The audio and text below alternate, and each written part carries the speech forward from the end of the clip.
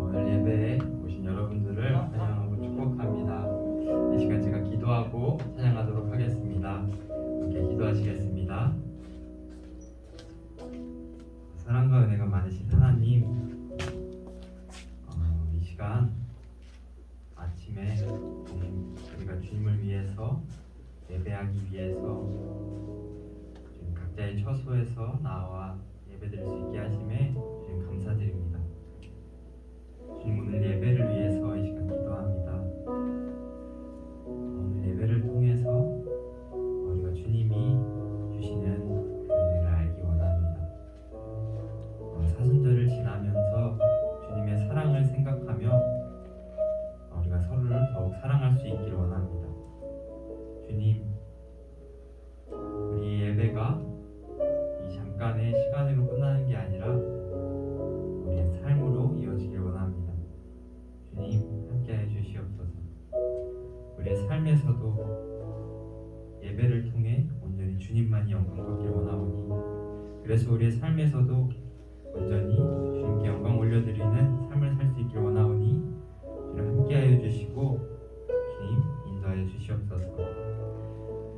우리의 삶이 정말 주님 한 분만을 위한 삶으로 더욱더 나아갈 수 있길 원하오니 주님 또한 함께하여 주시옵소서. 이 모든 말씀 살아계신 예수 그리스도의 이름으로 기도드렸습니다. 아멘. 이 시간 서로를 향해 우리 축복하면서 두 손을 뻗어서 함께 찬양하면 좋겠습니다.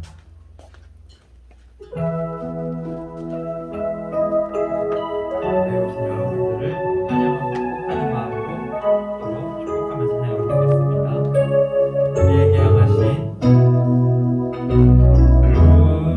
우리에게 향하신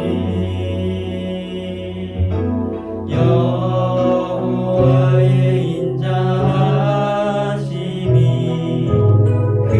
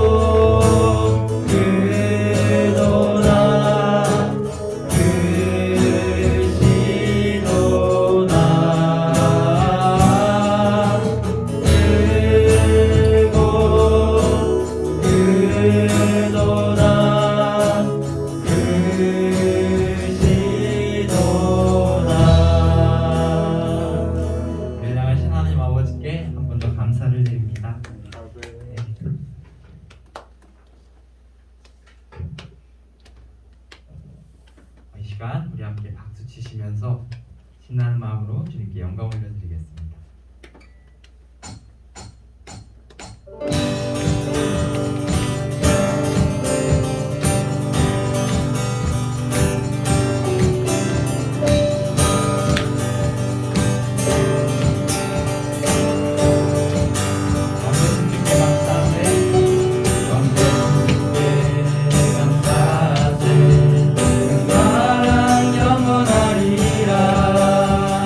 모든 것이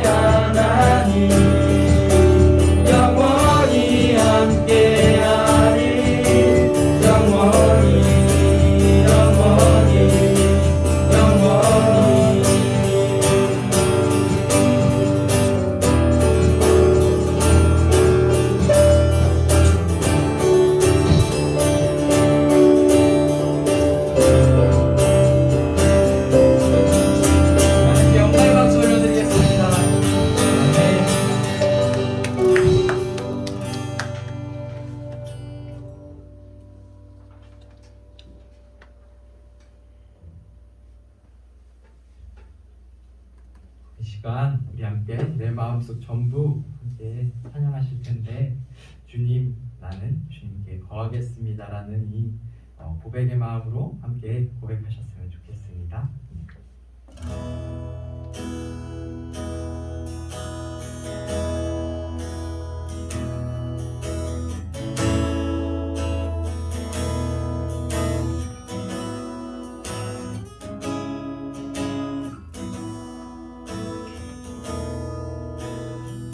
내 마음속 전부를, 내 마음속 전부를 다시는 주님, 나 당신께 숨길 것 하나 없네. 주보좌 앞에 나아가 아뢰니 모든 근심과 슬픔 사라지네. 처음부터 고백하겠습니다. 내 마음속 전부를 다시는 주님, 나 당신께 숨길 것 하나 없네. 주보좌 앞에 나아가 아뢰니 모든 근심과 슬픔 사라지네. 내 맘에 계시고 내 맘에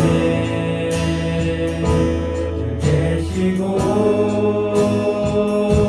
나 주 안에 늘 거하니 이 놀라운 사랑, 그 사랑 앞에 나 나아가 목소리 높여 찬양.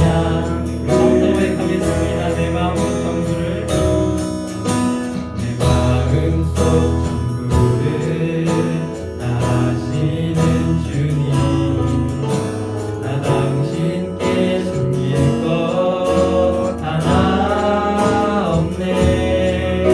주보좌 앞에 나아가 아뢰니 모든 근심과 슬픔 사라지네. 내가 어디에 있든 이절, 내가 어디에 있든 주 함께 하시니 내가 서 있는 이곳 바로 전무인 주보좌 앞에 나아가 나절하니 주의 은혜와 사랑 넘쳐나네. 주의 맘에 계시고 주의 맘에 계시고 나 주 안에 늘 거하니 이 놀라운 사랑, 그 사랑 앞에 나 나아가 목소리 높여 찬양 드리는. 주의 맘에 늘 계시고 주의 맘에 계시고 나 주 안에 늘 거하니 이 놀라운 사랑, 그 사랑 앞에 나 나아가 목소리 높여. 한 번 더 고백하겠습니다. 주의 맘에 늘 계시고 주의 맘에 늘 계시고 나 주 안에 늘 거하니 이 놀라운 사랑, 그 사랑 앞에 나 나아가 목소리 높여. 주의 한번 더 고백하겠습니다. 손 가슴에 얹어 찬양하겠습니다. 주의 맘에 늘 계시고 나 주 안에 늘 거하니 이 놀라운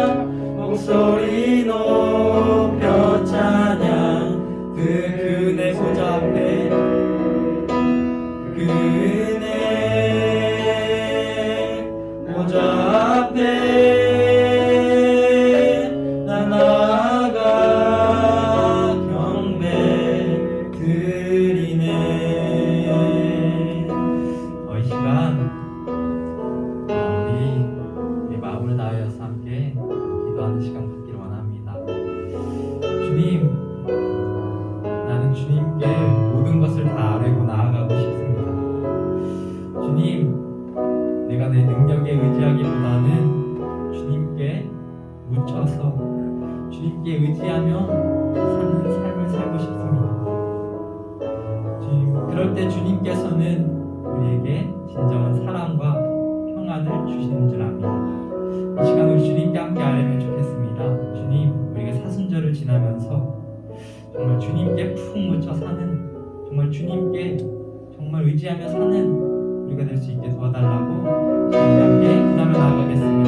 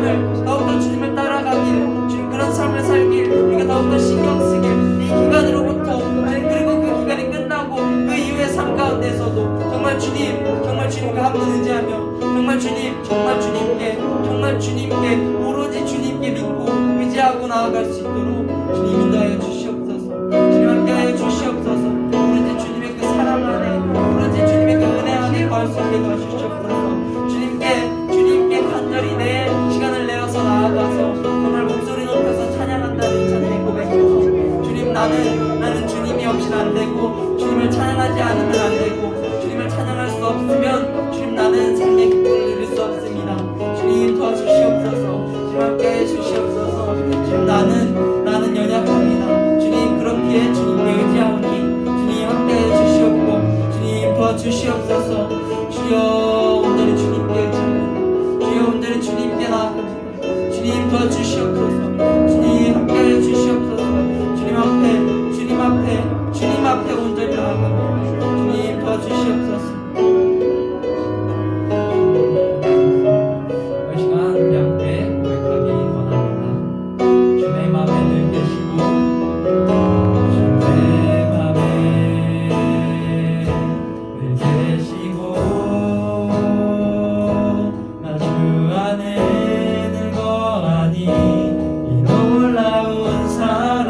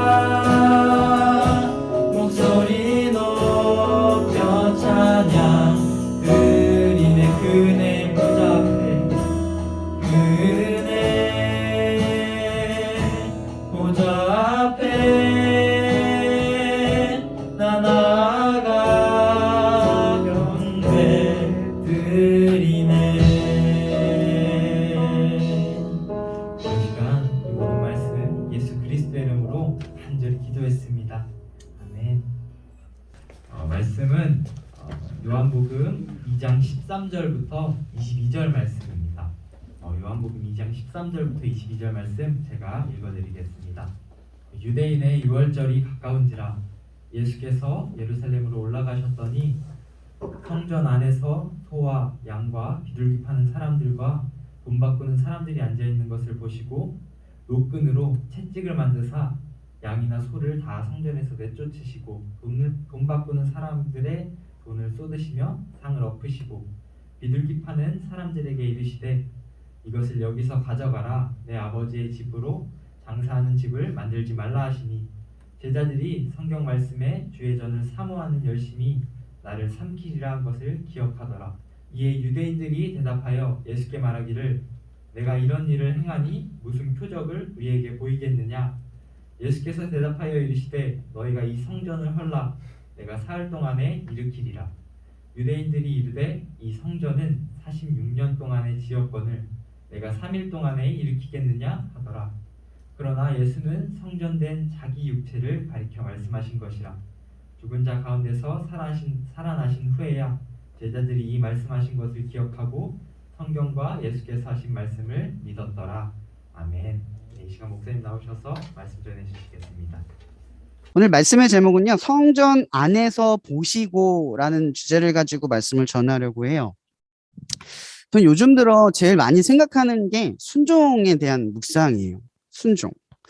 순종에 대해서 깊이 묵상을 하게 된 것은 요즘 시대적 상황의 요인도 좀 있지만 순종도 엄연히 말하면 복종의 한 줄기이기 때문에 이 시대의 다음 세대들이 반감을 느끼기가 참 쉽고 또 혹은 신앙생활 중에 충돌이 많이 일어나는 지점이 아닐까라는 고민 때문이었어요.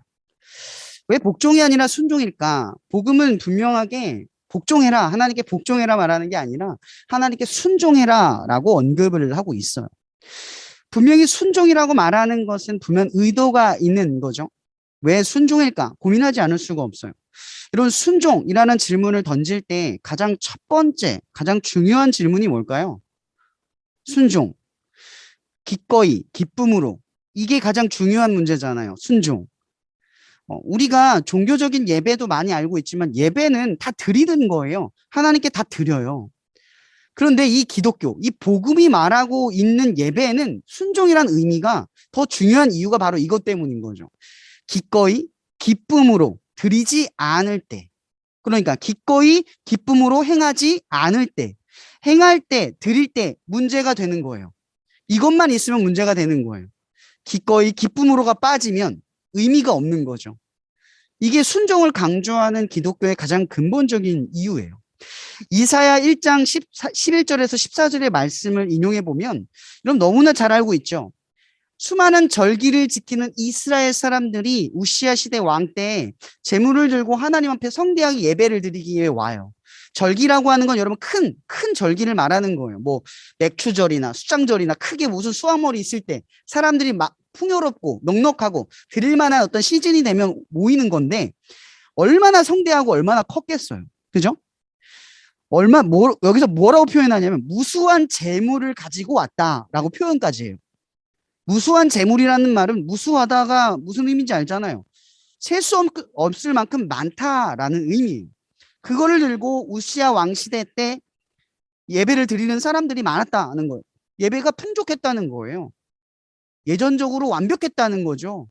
겉으로 보기에는 부족함이 없었다는 거예요. 오히려 더 잘 드려지고 있는 상황인 거예요. 예배도 성대하고 예전도 격식이 완벽하고 순서와 절차에 따라서 완벽하게 이루어지고 뭘 드려야 되는지 뭘 드려야 되지 않는지를 명확하게 구분하고 완벽하게 예배를 드리고 있는 그때에 하나님께서 이사야를 통해 말씀하는 거예요. 너희들은 나의 마당만 밟을 뿐이다. 나는 너희들이 내게 드리는 이것을 무거운 짐처럼 여긴다 라고 말씀하시고 있어요. 드리는 행위에 문제가 없는데 뭐가 빠진다는 걸 우리는 짐작할 수 있어요. 뭐가 빠진 거죠? 하나님을 경외하는 마음은 없는 거예요. 예배를 전적으로, 그러니까 예배. 여러분 카톨릭의 미사가 왜 중요한지 아세요? 카톨릭에서는요 예전부터 성경을 읽지 않았어요. 그러니까 많은 사람들이 라틴어를 통해 성경을 읽는 게 중요하다고 여겼기 때문에 성경을 대중들이 읽지 못했어요. 그렇기 때문에 가장 중요한 건 뭐예요? 눈으로 보고 느끼고 체험하는 거죠. 그게 미사예요. 그러니까 성찬식, 그걸 먹고 나누는 행위를 통해서 신앙을 경험하는 거고요. 또 교회를 가면 교회 규모가 크고 화려하게 그림이 그려져 있는 걸 보면 천국과 지옥, 하나님과 예수, 그걸 보고 아 신앙이 이런 거구나를 이해하는 거죠. 성경을 통해서 이해한 게 아니라 보는 것. 그러니까 그 예배를 집도하는 사람들, 그 예배를 기획한 사람들을 통해서 성도들은 예배를 이해한다라는 거예요. 마찬가지로 지금 이 이사야 시대 때 드려지는 이 예배가 이런 모습과 다를 바가 없다는 거죠. 여러분, 이 당시에 예배의 모든 주도권 누가 가지고 있어요? 제사장이 갖고 있었단 말이죠. 하나님께 기꺼이 전심을 다해 드리는 것을 명확하게 말해야 될 지점에 있는 사람들은 제사장이었어요. 그런데 그들이 보기에 가장 완벽한 건 풍요롭고 넉넉하고 완벽한 것. 이걸 추구했다는 거죠. 그러다 보니까 어떤 문제가 발생을 해요? 마당만 받는 사람들이 생긴다는 거죠. 하나님도 모르는데 그 거대하고 성대한 그 모습을 보며 하나님을 경외롭게 바라보는 사람들만 생긴다는 거예요. 크고 놀라울 때만 하나님을 인식하는 사람들. 아니, 그럴 때만 하나님이 보이는 사람들만 가득했다라는 거죠. 그 사람들이 마당을 밟고 있는 거예요. 하나님도 모르고 하나님을 알지 않으려고 하는 그런 사람들의 무리가 이 마당, 그러니까 하나님의 뜰, 이 성전 뜰 안에 가득 메웠다는 거예요. 사람도 심지어 많았어요. 너무나 완벽해 보였던 그 모습을 하나님께서는 가장 무거운 짐처럼 느꼈다. 여기서 중요한 지점은요, 하나님이 느꼈다는 거예요. 느꼈다. 그럼 예전에 제가 어떤 예화를 본 적이 있는데 그 예화에 이런 게 있어요. 어떤 부부가 싸워요. 결혼하기 전에 이 아내를 얻기 위해서 막 사랑 고백하고 뭐 먼저 선물해주고 필요한 거 알아서 해주고 힘들면 도와주고 이랬어요. 결혼하고 3년이 지나니까 어느 순간부터 설거지도 안 해주고 쓰레기도 안 버려주고 집에도 잘 안 들어오고 늦게 들어와요. 그래서 이 아내가 불평불만을 하면서 남편에게 말해요.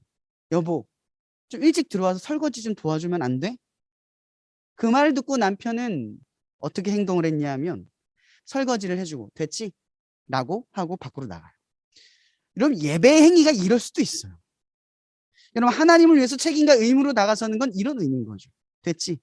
하나님 이 정도면 됐죠? 근데 뭐가 빠졌어요? 아내가 바라는 건 뭐였어요? 설거지를 해달라는 거였나요? 아니죠? 나를 사랑했던 예전의 그 모습을 원한다 였어요. 이게 포인트인 거죠. 여러분, 예배의 포인트는 뭐예요? 기꺼이 자원하여. 그러나 행함을 빠질 수는 없죠. 순종이라는 의미 자체는요, 행동한다거든요. 기꺼이 자원하는 마음으로 기쁨으로 한다예요. 한다가 빠지면 안 돼요. 그러나 더 중요한 건, 순종의 의미에서 가장 중요한 건 기꺼이 기쁜 마음으로 라는 거예요. 이게 빠지면 행한다의 의미가 없다는 거예요. 야고보서에서도 말하죠. 행함이 없는 믿음은 죽었다고 말을 해요. 그럼 행함이 없는 믿음은 진심이 빠진 행함을 말하는 거예요. 마음이 빠져버린 행함도 의미가 없는 거예요. 행함만 남아버린 행함도 의미가 없는 거죠. 행함이란 마음이 따라가는 거예요. 그게 예배라는 거죠. 그게 제사라는 거예요. 그럼 오늘 본문에 고린도전서 13장 13절에 그래서 이런 말을 해요. 그런즉 믿음, 소망, 사랑 이 세 가지 중에 항상 있을 건데 그 중에 제일은 사랑이에요. 여러분, 사랑을 강조한 이유는요, 사랑은 관계에 초점을 두거든요. 기꺼이 자원하여 기쁨으로 드린다라는 건요, 드리는 사람과 받는 하나님 사이에 관계가 발생을 한다는 거죠. 어떤 마음? 하나님의 초점은 거기에 있다는 거죠. 제가 어떤 마음으로 드렸을까? 아니, 그 마음이 나를 기꺼이 바라기를 바라는 마음. 그러니까 하나님의 마음과 드리는 사람의 마음이 같기를 바라는 거예요. 하나님이 우리에게 받으려고 하는 건 내게 뭔가를 요구해서가 아니라 하나님이 우리를 사랑했고 우리를 선택했다라는 그 반응을 한 사람들, 그 은혜를 따르는 사람들이 내가 하나님을 사랑하기에 기꺼이 드리는, 하나님과 같은 마음이 되기를 바라는 그런 사람들의 손을 잡아주신다라는 거예요.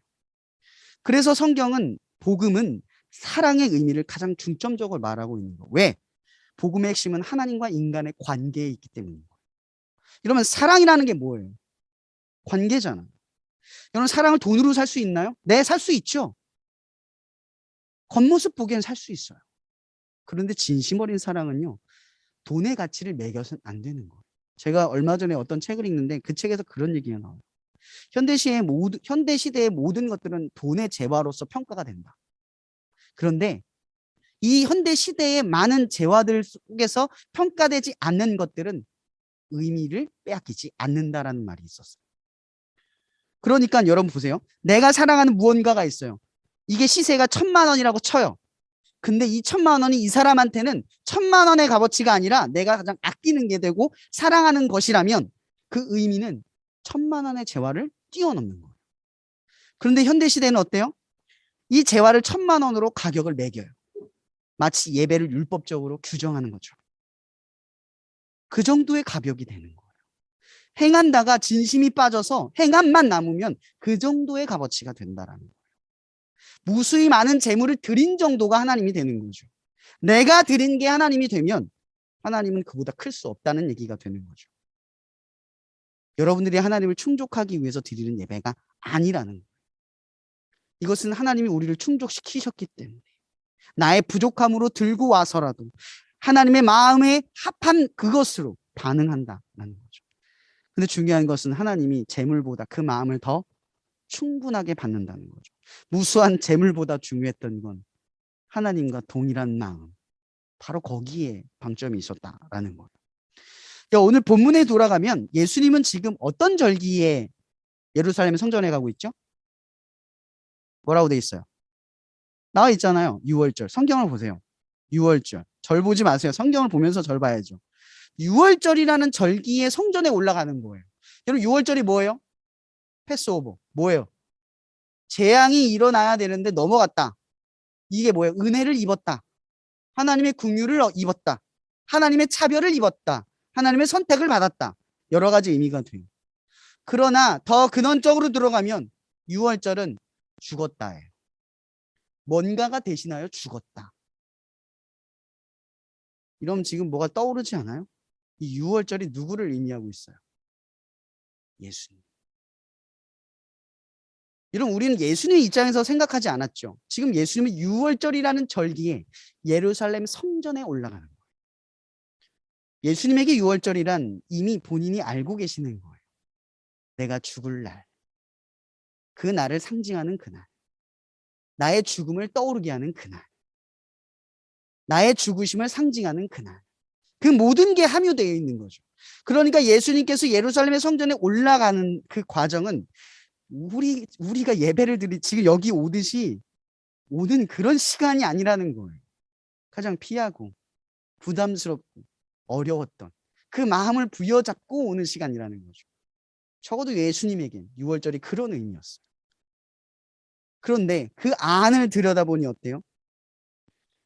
비둘기를 팔고 성전의 금화를 바꿔주고 그런 사람들이 판을 치고 있고 그걸 주고받는 사람들이 넘쳐나고 있어요. 예수님이 그걸 그곳에서 보는 거예요. 값으로 매길 수 없는 나의 죽음을 값으로 매기고 있는 그 현실을 보고 있는 거죠. 값으로 매길 수 없는 하나님의 사랑을 값으로 매기고 있는 사람들의 태도를 보고 계신 거예요. 이런 순종은 그야말로 제가 얘기했죠. 복종의 한 줄기라고 이야기를 했어요. 결국은 하나님의 뜻을 하는 거예요. 우리가 하나님의 뜻을 하는 거냐 하나님을 만족시키기 위해서가 아니라 그 뜻이 나에게도 유익이 되지만 그것이 하나님의 뜻이기 때문인 거예요. 하나님의 뜻이 모든 것들에 유익이 되기 때문에 그래요. 그것을 따르는 것이 우리의 생명을 살리는 일이자 세상을 살리는 일이기 때문인 거죠. 그 뜻이 옳기 때문이에요. 항상 옳기 때문인 거죠.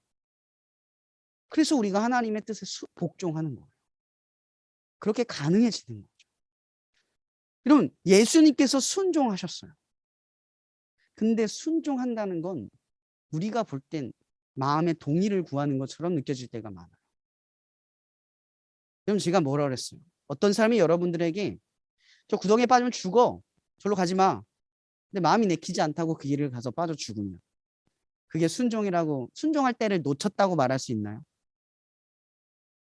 이런 순종이라는 건요. 내 마음의 어떠한 상태를 떠나서 나를 넘어서 하나님이 옳다고 하는 일을 믿는 거예요. 억지로가 아니에요. 이건 억지로가 아니에요. 하나님을 믿는 것이니까. 내 마음은 따르고 싶지 않아요. 왜냐하면 순종이라는 건 자기 뜻을 꺾는 일이잖아요. 하고 싶지 않은 일을 하는 거예요. 서로 사랑하래요. 원수를 사랑하래요. 제가 정말 싫은데 사랑할 수 있어요? 근데 그게 살 길이라서 하는 거예요. 그게 옳기 때문에 하는 거예요. 하나님은 선하시기 때문에. 그 뜻에 반하면 우리가 악한 일이기 때문에 하면 안 되는 거죠. 여러분, 이 알미라는 게 있어요. 우리한테. 이 진리라는 게 있단 말이에요. 진리는 타협하는 게 아니라 바뀔 수가 없는 거예요. 여러분의 감정의 상태, 무언가의 상태에 따라 바뀌어서는 안 되는 거예요. 이게 진리예요. 그런데 진리가 요즘 시대에는 조금 이상한 모양으로 해석되고 있어요. 마치 이 순종을 이해하는 것처럼 나의 객관적인 상태로서 순종을 이해해요. 여러분, 하나님의 말씀으로서 순종을 이해하는 거예요. 만약 우리가 상상을 한번 해봅시다. 그럼 예수님께서 겟세마네 동산에서 십자가에 매달려 죽기 직전에 기도를 3번 하셨죠. 그 기도를 3번 하실 때 예수님 뭐라고 말했어요? 제일 처음에 할만하시거든 이 잔을 내게서 옮겨주세요라고 3번이나 이야기했어요. 여러분, 그럼 이건 예수님의 마음이 원하지 않았다라는 게 돼요. 그러고 나서 예수님 말하죠. 그러나 하나님의 뜻이거든 이루게 하여 주옵소서라고 말해요. 이게 순종인 거예요. 예수님은 그렇고 싶지 않았지만 하나님에 대한 믿음으로 그렇게 되기를 바라는 거예요. 하나님을 믿었다는 거죠. 내가 한 일을 통해 뭔가를 믿는 게 아니라 하나님을 믿었다는 거죠. 여기에 순종의 정수가 들어있어요. 근데 만약 요즘 21세기의 순종의 의미를 해석하듯이 마음이 그렇지 않아요. 지금 드리면 하나님 싫어하지 않을까요?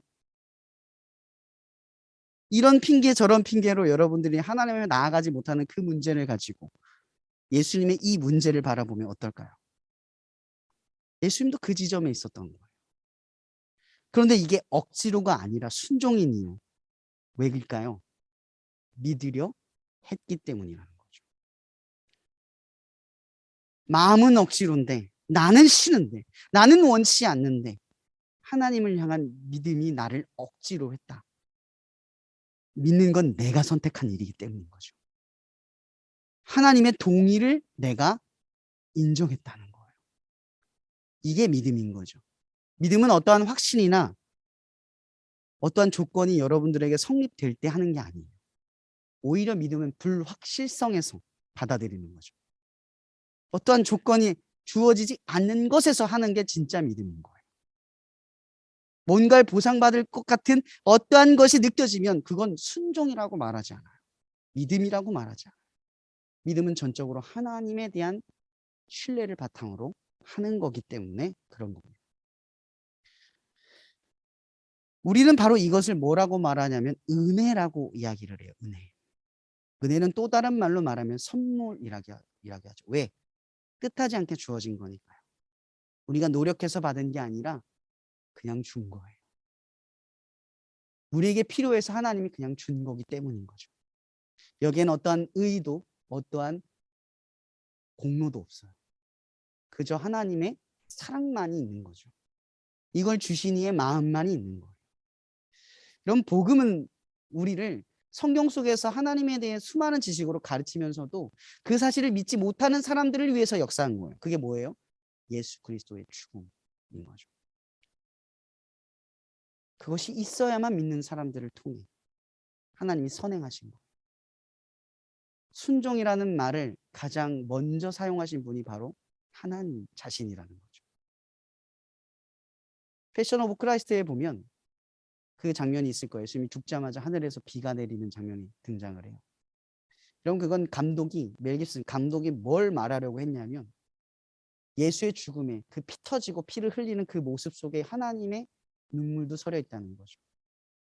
그 순간엔 하나님의 순종에 참으심도 있었다는 거예요.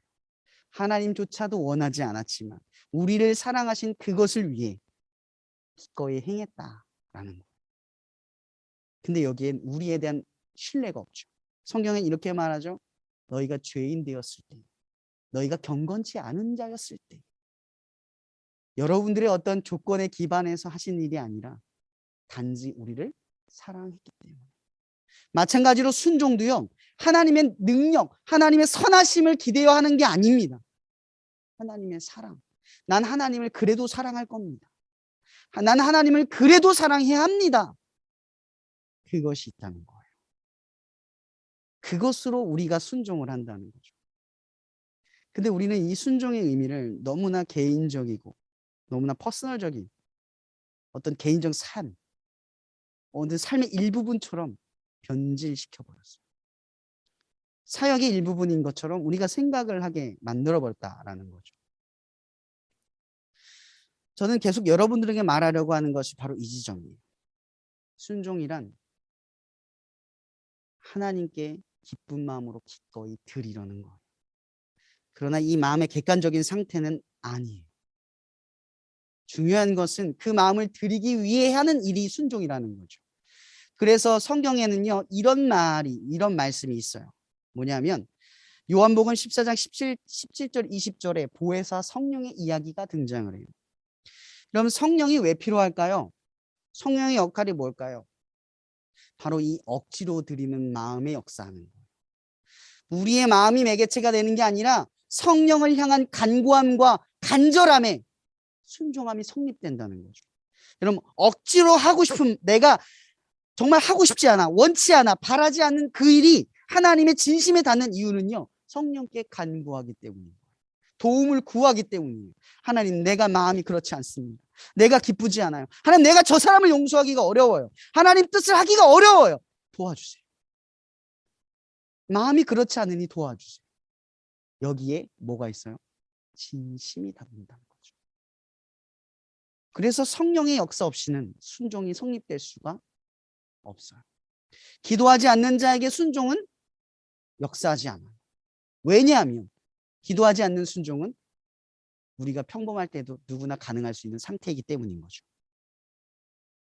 동의하시죠?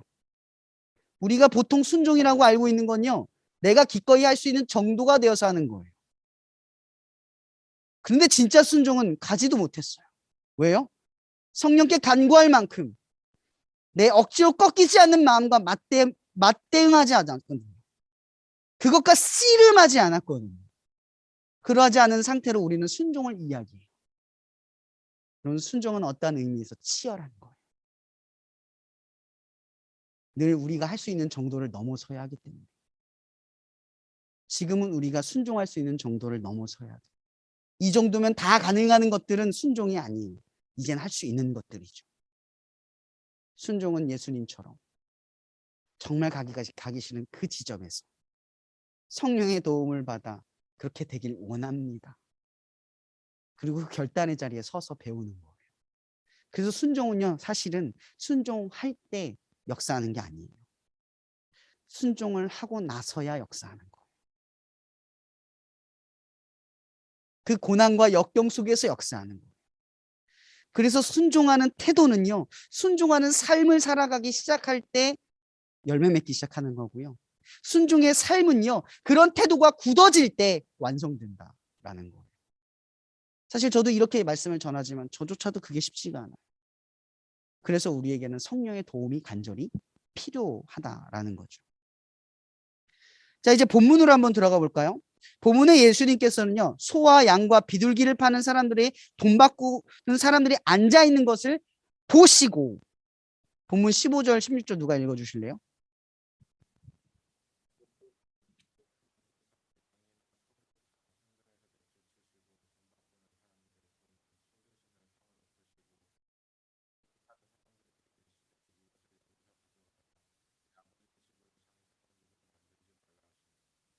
아멘. 그러고 나서 말씀 뒤에 이런 말이 나오죠. 시편 69편 8절의 말씀인데, 주의 전을 사모하는 열심히 나를 삼키리라. 이 말이 인용이 돼요. 여러분, 여기서 말하는 열심을 냈다라는 말은요, 하나님에 대하여 사력을 다했다, 그런 의미를 말하는 거예요. 진심이 아니었다면 할 수 없는 행동인 거죠. 여러분, 누가 교회 문제에 화를 냅니까? 다 내요, 다. 그죠? 그러나 누가 진짜 교회를 위해서 화납니까? 진짜는 다르지 않아요? 여기서 진짜는 교회를 위하는 사람들의 화가 있고, 교회를 비판하는, 그저 하나의 가십거리를 여기는 화가 있다라는 거예요. 여러분, 예수님의 열심은, 예수님의 분노는 하나님의 성전을 위한 화라는 거죠. 이러면 교회 때문에 화가 나죠. 근데 요즘 청년들이랑 얘기하고 뭐 얘기를 많이 듣고 상처받는 사람들 얘기 들어보면 그냥 교회에만 화가 나요. 근데 교회는 자신이 되지 못했어요. 나는 교회에 속하지 못한 상태에서 교회를 욕하고 있는 모습을 봐요. 구원받는 자의 모습일까요? 전혀 그렇게 느껴지지가 않아요. 여러분, 우리가 교회 공동체 구성원이 됐다라는 건 내가 이 교회의 주인이 되었다라는 걸 아는 거예요. 그래서 그 비판이 우리 교회를 향하면서도 동시에 나를 향한다라는 것도 알고 있는 거예요. 그리고 그 비판을 통해 나는 내가 뭘 해야 한가를 찾는다라는 거죠. 예수님께서 지금 이 성전을 향해서 열심을 품고 화를 내는 건 교회를 사랑하기 때문인 거예요. 하나님을 사랑하기 때문에. 근데 여러분들의 화는 어디에 머물러 있습니까? 하나님을 사랑하고 교회를 사랑하십니까? 그래서 방법을 찾고 길을 찾고 고민하며 분투하고 계십니까? 아니면 교회의 문제에 그저 가십거리에 나를 더 의롭게 말하고 나는 더 옳다고 주장하기 위해 그것들을 사용하고 있는 건 아닌가요? 우리는 한번 생각해 볼 필요가 있다라는 거죠. 그리고 중요한 건 예수님께서 지적하신 이것, 장사를 했기 때문에 이 율법적인 행동에서 근원을 찾지 마세요. 성경은 이보다 더 깊은 문제를 이야기하고 있는 거예요. 뭐냐면 보세요. 이런 원래 고대 유대 시대에 이스라엘 시대의 제사는 어땠어요? 제사 형태. 소와 양과 염소를 가지고 와서 각을 뜨고 그 사람 앞에서 기도를 하고 그러고 하나님께 드리는 행동이었어요. 근데 지금 이 예루살렘의 교회에 어떤 일이 벌어지자고 있냐면 가지고 오는 게 아니에요. 소와 양떼를 가지고 오는 게 아니라 성전 안에서 그걸 교환을 하고 그거 드리는 거예요. 여기에 뭐가 있죠? 지금 뭐가 있어요? 편리성. 편리성이 많아지면 어떤 일이 벌어져요? 여러분, 우리가 고된 수고가 사라지면 그 일에 대한 의미도 줄어들어요. 지금 이 예루살렘 사람들에게 어떤 형태가 벌어지고 있냐면 편리성 때문에 이 예배가 얼마나 어렵고 힘겹고 중요하고 번잡스럽고 어떤 과정을 거쳐야 되는지를 다 잊고 있다는 거죠. 근데 우리는 한번 생각해 보세요. 예배 형태가 잘못됐기 때문에 지적하는 게 아니라고 얘기했죠. 보세요. 지금 이 예루살렘이 이 상황이 왜 벌어졌냐면 예루살렘은 망했잖아요. 북이스라엘은 아수르에게 망했고 남유다는 바벨론에게 망했고 그 바벨론에서 포로로 살다가 바사 왕국 페르시아 즉 페르시아 시대에 돌아온 거예요. 그때 다시 나라를 세웠죠. 하지만 여전히 돌아오지 않는 사람들이 많았어요. 그러고 나서 나라가 잠깐 하몬 왕가에 의해서 세워진가 싶더니 다시 로마의 식민 통치로 이어지기 시작해요. 그럼 이러한 시대를 거쳐서 유대인들에게 어떤 형태의 민족성이 뛰어났어요? 디아스포라. 흩어진 자들. 그 정체성이 생겨났어요. 그들의 본토는 그들의 본향은 떠났지만 그들의 중심은 남아있는 상태. 그래서 디아스포라라고 말하는 거예요. 흩어졌지만 중심이 있어서 디아스포라라고 하는 거죠. 이런 뿔뿔이 흩어져서 거기서 정착해서 살면 흩어졌다고 말하는 게 아니죠. 그 나라의 백성이라고 말하는 거죠. 제 말이 틀렸나요? 청년의 시대가 살아가는 여러분들이 신앙을 갖고 살아가는 것도 디아스포라예요. 흩어지고 살아가지만 중심은 여기에 있는 거예요. 그래서 흩어진 자들의 정체성이 있는 거죠. 그 흩어진 자의 정체성이 흔들리는 이유는 중심이 사라졌기 때문인 거예요. 그래서 보세요. 디아스포라 때 저기 이탈리아, 스페인, 바사, 바벨론 이렇게 흩어졌다고 칩시다. 그러면 소와 양과 염소를 끌고 제사를 드리기에 오면 어떤 문제가 발생할까요? 첫 번째, 번잡스럽다. 현실성이 없다. 얘기죠. 두 번째, 오는 도중에 흠이 생긴다. 결국 새로 사야 된다는 거죠. 여러분, 율법에 의하면 하나님께 드리는 제물은 흠이 있으면 안 돼요. 그렇다는 얘기는 이러한 상황이 벌어진 것은 상황적인 현실에 가장 효율적이고 합리적인 판단이었기 때문이라는 거예요. 제사를 드리지 않았던 건 어쩔 수 없는 상황이라는 걸 받아들였기 때문인 거예요. 그래서 이 예배를 드린 거죠. 그래서 그 앞에서 성전에 금화를 환전하고 소와 양과 염소를 파는 거예요. 흠 없는 것으로 구별하여 드리는 거죠. 여러분, 이 행위는요, 편해지려고 만든 게 아니라 더 잘 드리려고 만든 거예요. 맞죠? 그런데 편해지기만 한 거죠. 그들의 유익만을 바라보고 하나님께 더 잘 드리기 위한 행동이, 이 선택이 자기들의 유익과 편리성에 초점이 맞춰져 가기 시작하는 거죠. 여러분, 예수님께서 성전을 뒤엎으셨어요. 왜 엎으셨을까요? 그럼 이제 답이 나오잖아요. 더 잘 드리기 위한 행위가 변질됐기 때문인 거죠. 그것으로 유익을 보고 그것으로 편리성에 젖어든 사람들을 뒤엎으신 거예요. 이 일로 인하여 두 가지의 일이 일어나요. 이 성전을 관리하는 제사장들과 관리들의 뭐예요? 뜨거운 시선을 받고, 두 번째, 이것을 본 사람들의 혁신적인 혁명이 일어나는 거예요. 그럼 예수의 행위는 그것을 본 사람들에게 분명한 돌을 던진 거예요. 혁명, 레볼루션. 예수님은 혁명가죠. 이런 의미에서 전혀 다른 예배로, 전혀 다른 예배를 드려야 한다로 성전을 관리하고 지켰던 사람들의 기존의 형태를 저항하고 무너뜨리신 거예요. 이로 인하여 예수님은 무너지게 되는 거죠. 그들에 의해 죽임을 당하게 되는 거예요. 그래서 예수님께서는 이 말 뒤에, 그 뒤에 뭐라고 말하죠? 내가 성전을 사흘 만에 다시 세운다. 이는 곧 성경에 뭐라고 되어 있어요? 예수 자신을 의미하는 것이다 라고 이야기를 해요.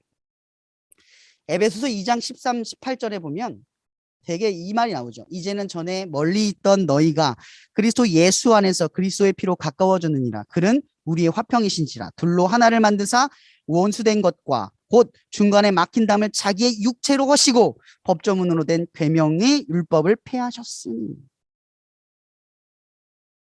휘장을 걷어치우신 거예요. 여러분, 예수 그리스도는 이제 더 많은 사람들이 하나님 앞에 살아갈 수 있도록 더 이상 이 불법적이고 이 왜곡되어 있는 이 상황 때문에 하나님을 잘못 믿는 일이 생기지 않도록 이제는 진리와 말씀으로 우리에게 어떻게 하나님께 예배를 드리는가, 그걸 고민하고 선택하고 생각할 수 있도록 지금 이 존재 되신 예수 스스로가 성전이 되신 거예요.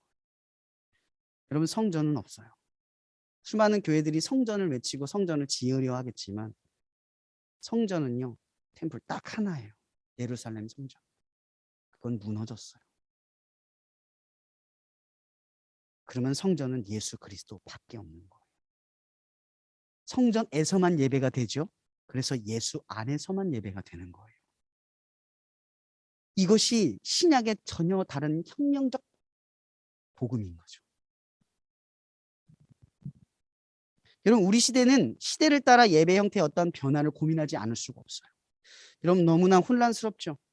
뭐 하나 쭉 지키고 싶은데 그 지키는 일들 속에 수많은 변수들이 있어요. 근데 그 변수들 때문에 하나를 엇나가면 그 하나 때문에 여러 개가 줄줄이 도산되는 걸 우리 너무나 많이 경험을 해요. 그렇기 때문에 우리는요, 흩어진 자, 즉 그러한 변수 속에 살아갈 수 없다라는 것을 인정하면서도 우리의 중심, 그 정체성, 그 아이덴티티를 깨달아야 한다는 거죠.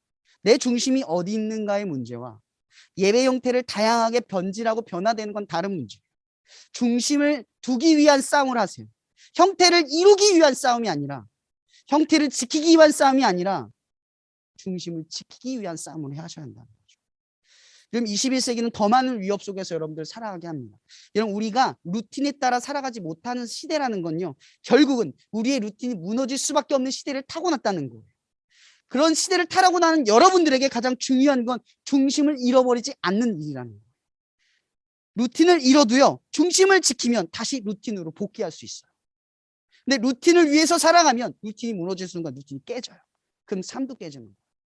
근데 중심을 지키면 루틴은 언제든지 다시 어떠한 형태로든 생성되고 만들어지며 시도하게 된다는 거예요. 이게 중요한 핵심인 거죠. 바로 이 예루살렘에 있는 성전에 있는 사람들을 향한 예수님의 분노는 그 중심을 잃어버린 사람들, 그 사람들을 향한 분노였다는 거예요. 그 제사장들만이 아니었고요. 그 편리성에 취한 사람들조차도 그 타겟이었다는 거죠. 로마서 2장 28절 29절에 보면 이런 말이 있어요. 대저 표면적 유대인이 유대인이 아니에요. 표면적 육신의 할례가 할례가 아니라 오직 이면적 유대인이 유대인이며 할례는 마음에 할지니 신령 있고 의문에 있지 아니한 것이라. 그 칭찬이 사람에게서가 아니요 다만 하나님에게서니라. 이런 표면적이라는 말과 이면적이라는 말은 잘 알고 계시죠? 표면적, 즉 예배의 형태로서, 그러니까 할례를 받은 것으로서 자기가 그리스도인 혹은 하나님의 백성이라고 아는 것은 중요하지 않다는 거죠. 할례의 의미가 뭐죠? 우리는 항상 더 깊이 들어가야 돼요. 할례의 의미가 뭡니까? 신체의 증거를 통해 내가 누구인가를 계속해서 깨닫고 경험하고 자각하는 거예요. 그러니까 나는 알리고 싶지 않아도 그 신체의 비밀은 나만 아는 거죠. 왜냐하면 그 할례를 행한 부분은 사람들이 보는 부분이 아니라 내가 은밀할 때, 혼자 머물러 있을 때만 볼 수 있는 곳이니까요. 그 중심은 여러분들만 아는 곳이니까요. 거기가 복음이라는 거예요. 여러분, 할례는 엄청난 고통입니다. 이것을 여러분들이 요구받지 않는 것은 굉장히 다행스러운 일이지만 할례가 주는 의미는 우리가 그리스도인임을 우리 스스로가 자각하게 하는 신체적 특징이 된다는 걸 기억하시기 바랍니다. 우리가 그리스도인임을 자각하는 신체적 특징은 무엇입니까? 그것은 어디서든 복음을 부끄러워하지 않고 드러내며 권할 줄 안다는 거예요. 그것이 여러분들의 특징이 되어야 한다는 거죠. 우리는 매주 예배를 정하기 위해 각자의 상황에서 최선을 다합니다. 특히 21세기는 다양함 속에서 예측할 수 없는 변수들이 너무나 많습니다. 그렇게 우리는 혼란이 가득한 이 현실에서 고민하지 않을 수가 없어요. 리더들에게는 무엇에 타협하지 말아야 하며 무엇에 현실성을 갖고 선택을 해야 하는지, 어떤 변화를 선택해야 되는지 고민할 문제가 있고요. 그리고 그 외의 구성원이자 성도인 여러분들은 내가 편리성을 쫓고 있는가 아니면 저 달들이기 위해 방법을 모색하고 있는가, 이 지점에서 명확한 분별을 가져야 한다는 걸 기억하시기 바랍니다. 끝으로 여러분들에게 오늘 말씀의 제목을 다시 언급해 드리겠습니다. 오늘 제목은요, 성전 안에서 보시고. 하나님이 보시고 계신다는 거예요. 끝으로 이 말씀으로 마치려고 합니다. 너무나 잘 알고 있는 말씀이죠.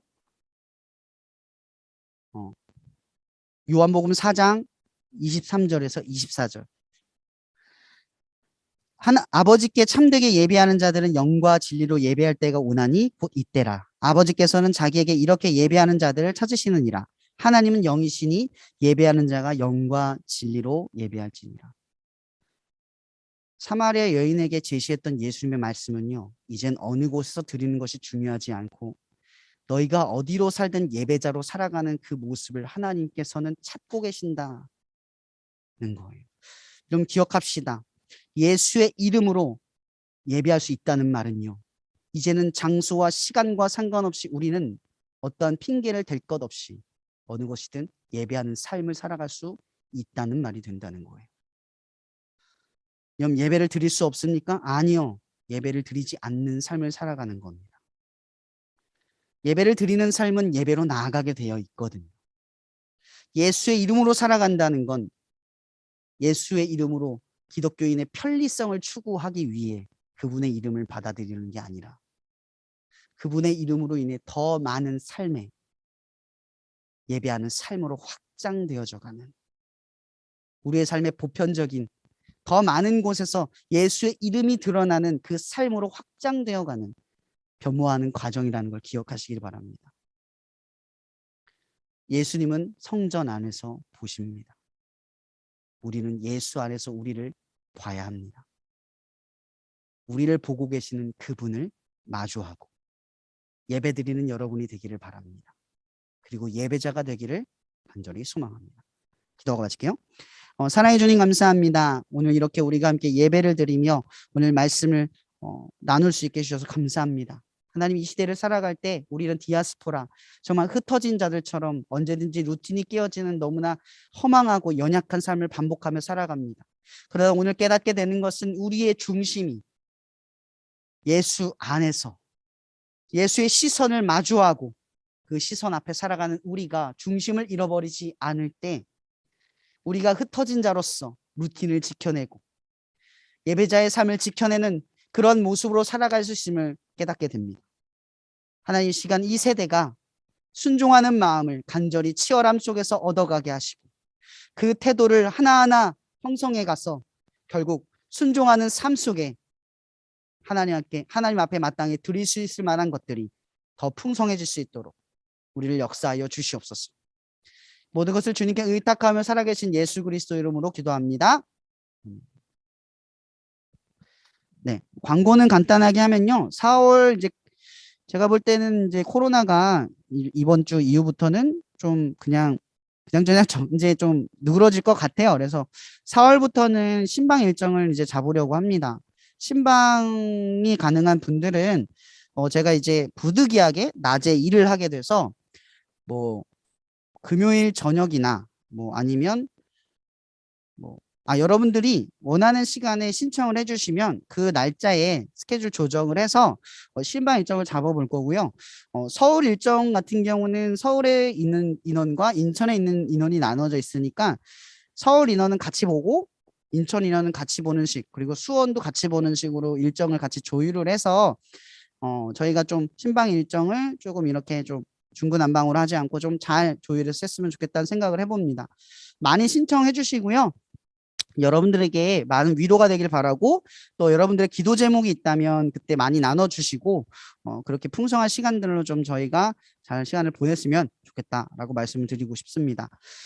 광고할 내용 혹시 있나요? 저희가 계속해서 지금 코로나가 좀 심해지고 있는데 여러분들 코로나 걸리지 않게 진짜 조심하시고 마스크 진짜 잘 쓰시고 손 잘 씻으시고 코로나의 시기를 잘 거치셔서 뭐 걸리는 분들도 있고 안 걸리는 분들도 있지만 안 걸리면서 이 시기를 잘 보냈으면 좋겠습니다. 늘 기도하고, 그리고 이번 주에 우리 신승희 수사님이 코로나에 걸리시고 그리고 수아가 동생이 이제 걸려서 지금 집에 외출을 못 하고 있는데 수아를 위해서도 여러분 기도해 주시고 했으면 좋겠습니다. 네, 오늘 예배는 이것으로 마치도록 하겠습니다. 맞점 하세요.